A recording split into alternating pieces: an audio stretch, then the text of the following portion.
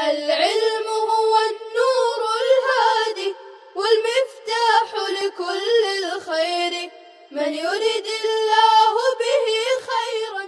بسم اللہ الرحمن الرحیم.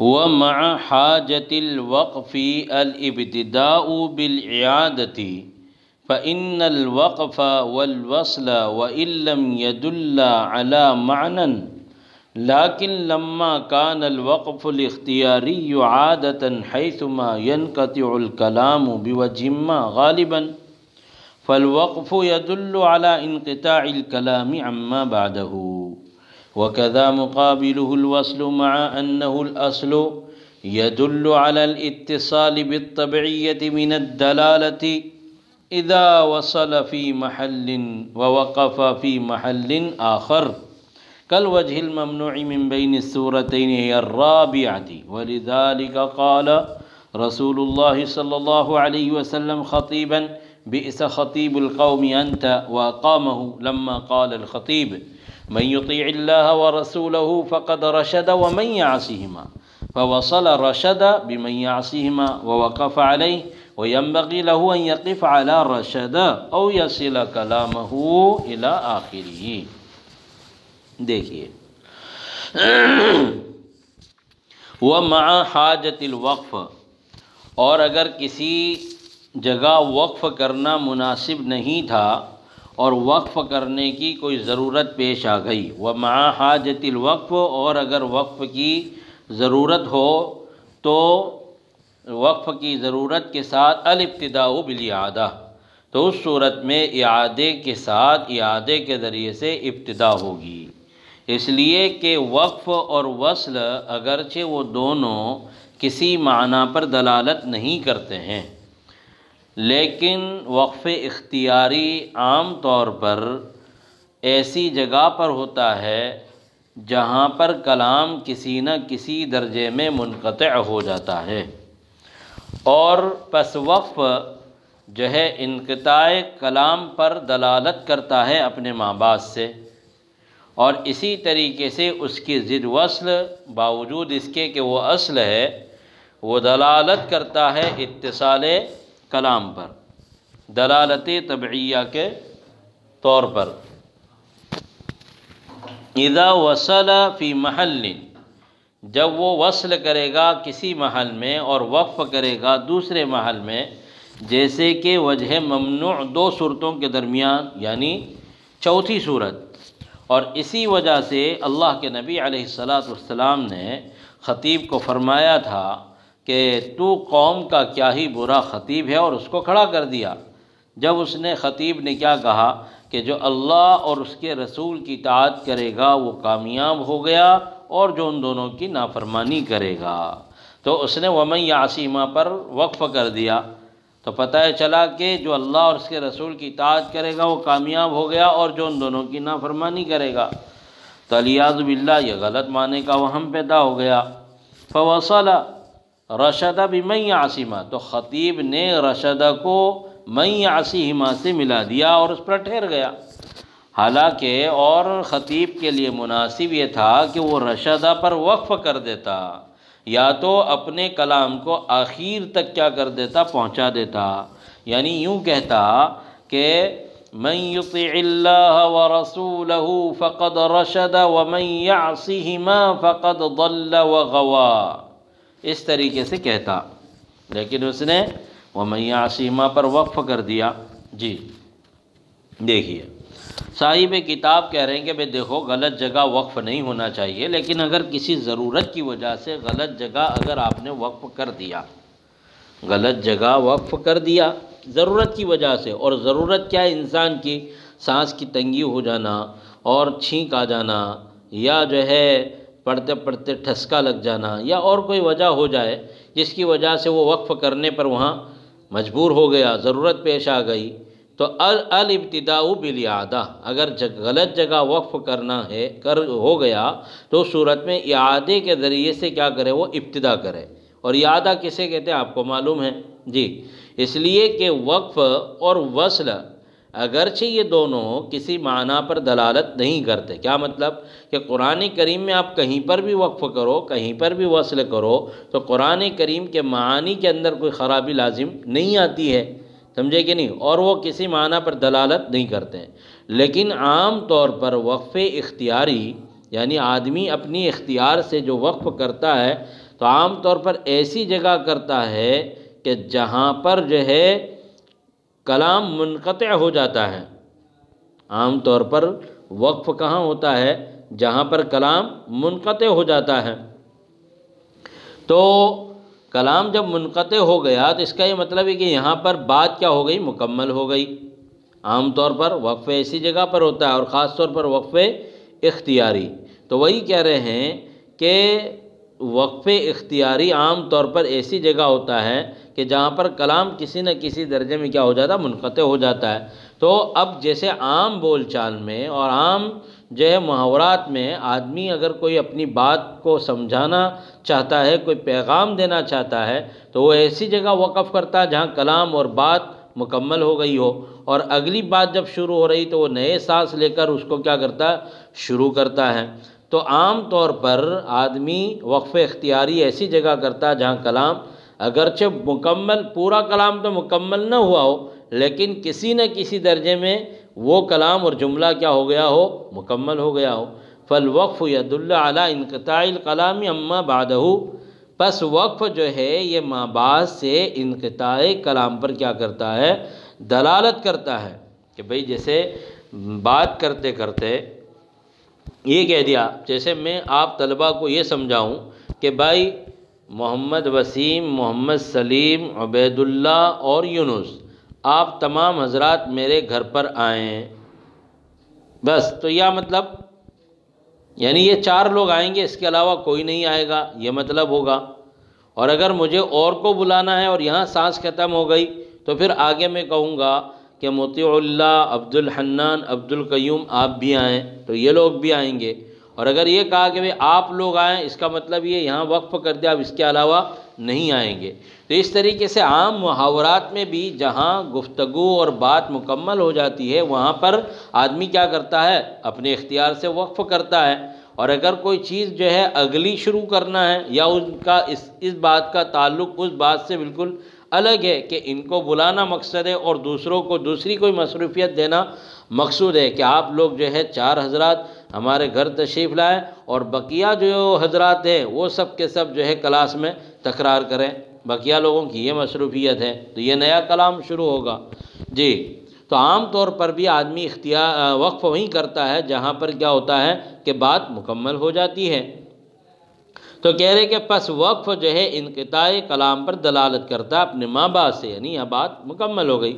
وَقَذَا مُقَابِلُ الْوَصْلِ مَعَ أَنَّهُ الْأَصْلِ، اور اسی طریقے سے اس کے ضد، یعنی کس کے ضد؟ وقف کی ضد وصل، باوجود اس کے کہ وہ اصل ہے، یعنی کون اصل ہے؟ وصل اصل ہے۔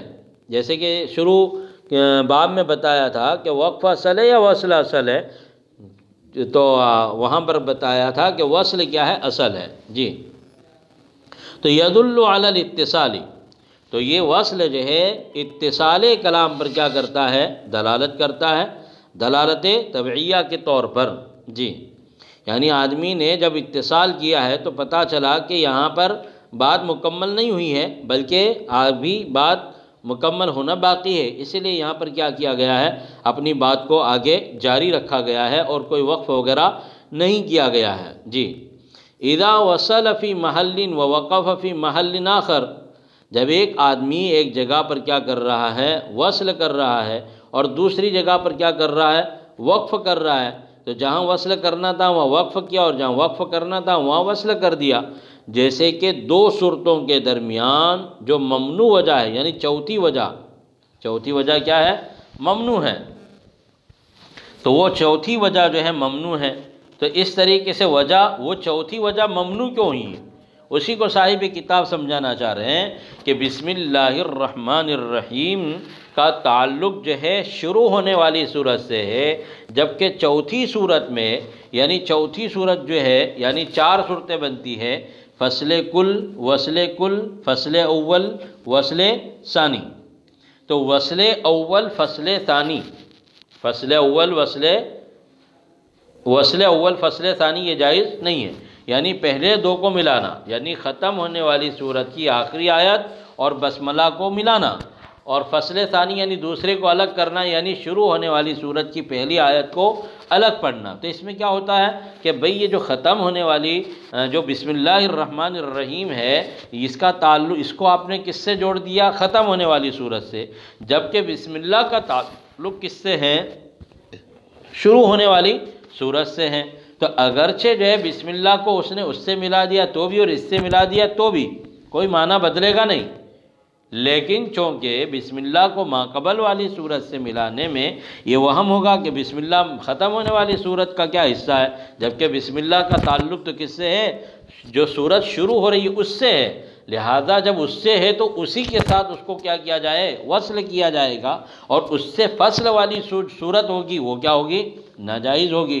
تو وصل اول فصل ثانی یہ جو چوتھی صورت ہے یہ کیا ہے؟ ناجائز ہے۔ اور اس کے علاوہ جو تین صورتیں ہیں، یعنی وصل اول، وصل کل، فصل اول، وصل ثانی، یہ تین صورتیں کیا ہے؟ جائز ہے، اور چوتھی صورت یعنی وصل اول فصل ثانی یہ جائز نہیں ہے۔ جی، حالانکہ بسم اللہ کو اس سے ملانے میں اور اس سے ملانے میں معنی کے اعتبار سے کوئی خرابی لازم نہیں آتی ہے، مگر چونکہ سننے والے کو ایسا وہم ہو سکتا ہے، جی، اس وجہ سے اس چوتھی صورت کو جیسے ناجائز قرار دیا ہے، تو ایسے ہی اگرچہ وصل اور وقف جو ہے کسی معنی پر دلالت نہیں کرتے ہیں، مگر عام طور پر ہمارے عام بول چال میں اور گفتگو میں عام طور پر وقف اختیاری وہی ہوتا ہے جہاں کلام اور بات اور گفتگو مکمل ہو جاتی ہے۔ تو جب ایسا ہے تو قرآن کریم میں بھی آپ کو وقف اسی جگہ پر کرنا چاہیے جہاں پر کلام اور بات مکمل ہو گئی ہے، اور جہاں سے نیا کلام شروع ہو رہا ہے وہاں سے اس کو کیا کرنا چاہیے؟ اگلی سانس میں تلاوت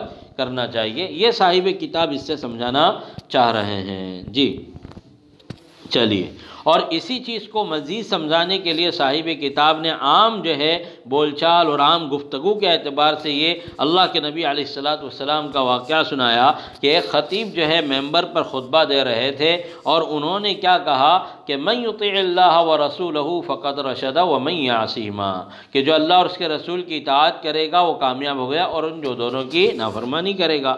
حالانکہ دیکھو اللہ کے نبی علیہ السلام نے ان کو یہ نہیں پوچھا کہ تمہارا اس سے ارادہ کیا ہے اور تمہاری اس سے منشا کیا ہے اور تمہارا اس سلسلے میں یقین اور اعتقاد کیا ہے، ایسا نہیں پوچھا، بلکہ ڈائریکٹ اس کے یہ کہا خطیب سے کہ بئس خطیب القومی انت، اس کی دلی منشا کو اللہ کے نبی علیہ السلام نے معلوم نہیں کیا۔ پتہ چلا کہ اگرچہ ہمارا منشا غلط جو ہے اور غیر مرادی معنی کا بھی وہم کا نہیں ہے، اس کے باوجود بھی غلط جگہ پر وقف کرنے اور جو ہے غلط جگہ پر وصل کرنے سے ہمیں کیا ہونا چاہیے؟ اعتراض کرنا چاہیے کہ قرآن کریم یہ اللہ کا مقدس کلام اور کتاب ہے، اس میں صحیح جگہ پر وقف ہونا چاہیے اور صحیح جگہ پر کیا ہونا چاہیے؟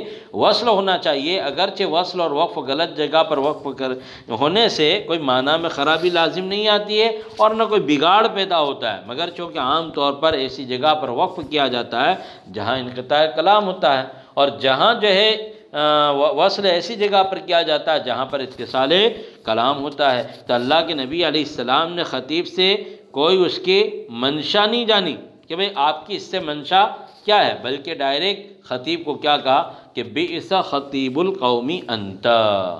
تو اب جیسے صاحب کتاب کہہ رہے ہیں کہ خطیب کو کیا کرنا چاہیے تھا کہ وہ یوں کہتا کہ جو اللہ اور اس کے رسول کی اطاعت کرے گا وہ کامیاب ہو گیا، وَمَن يَعْصِهِمَا فَقَدْ ضَلَّ وَغَوَى، اور جو اللہ اور اس کے رسول کی نافرمانی کرے گا وہ گمراہ ہوا۔ جی، تو اب وہ گمراہ ہوا تو وَمَن يَعْصِهِمَا کا تعلق کس سے؟ فَقَدْ ضَلَّ وَغَوَى سے ہے۔ یہ تو ایسا ہی ہو گیا جیسا کہ گرو نانک نے اپنے جو ماننے والے لوگ ہیں ان کو کیا کہا تھا کہ گاڑو مت جلاؤ، یہ کہا تھا، لیکن وہ کیا کہتے کہ ایسا نہیں کہا تھا بلکہ یوں کہا تھا کہ گاڑو مت جلاؤ۔ اگر مت کو گاڑوں سے اگر ہم نے جوڑ دیا تو اس کا مفہوم بدل جائے گا، اور اگر مت کو ہم نے کیا کیا؟ جلاؤ سے جوڑ دیا تو اس کا مفہوم بدل جائے گا۔ تو ایسے ہی جو ہے عام محاورے میں جب اس طریقے سے غلط جگہ وقف اور وصل کرنے سے معنی تبدیل ہو جاتے ہیں تو یہ تو اللہ تبارک و تعالیٰ کی مقدس کتاب ہے، اس میں تو ایک ایک جو ہے محل وقف پر ہمیں دھیان اور توجہ رکھنا چاہیے کہ کہیں غلط وقف تو نہیں ہو رہا، کہیں غلط وصل تو نہیں ہو رہا ہے۔ اگرچہ غلط وقف و وصل سے کوئی معنی تو نہیں بدلے گا، لیکن اللہ کا مقدس کلام ہے، اس کے اندر ایسے غیر مرادی معنی کا وہم اور صرف دور دور سے اس کی سوچ بن جانا یہ بھی کیا ہے، غلط ہے۔ تو غلط معنی کا وہم بھی پیدا نہیں ہونا چاہیے، اسی لیے کہا جاتا ہے کہ عام طور پر جو ہے وقف وہاں ہوتا ہے جہاں انقطاع کلام ہو، اور جو ہے جہاں پر جو ہے کلام منقطع نہ ہو بلکہ ایک بات کا دوسری بات سے جو ہے اس کا تعلق باقی ہو، تو ایسے موقع پر کیا کیا جاتا ہے، وصل کیا جاتا ہے۔ جی، تو اس طریقے سے صاحب کتاب نے یہ مختلف چیزوں سے ہمیں یہ سمجھایا ہے کہ قرآن کریم کے جو محل اوقاف ہے، اسی طریقے سے قرآن کریم کے جو محل اوقاف نہیں ہے بلکہ وصل کے جو ہے کیا ہے، محل ہے، تو وہاں پر وصل ہو، جو وقف کے جو ہے محل ہے وہاں پر وقف ہونا چاہیے۔ جی، اب اپنا یہ سبق یہیں ختم کرتے ہیں، اگلا سبق انشاءاللہ اما الفواصل التوقیفیۃ سے اگلا سبق آئندہ شروع کریں گے۔ السلام علیکم ورحمۃ اللہ وبرکاتہ۔ السلام عليكم، لا تنسوا الاعجاب بالفيديو والاشتراك في القناة تشجيعا لنا لنستمر بنشر المزيد إن شاء الله.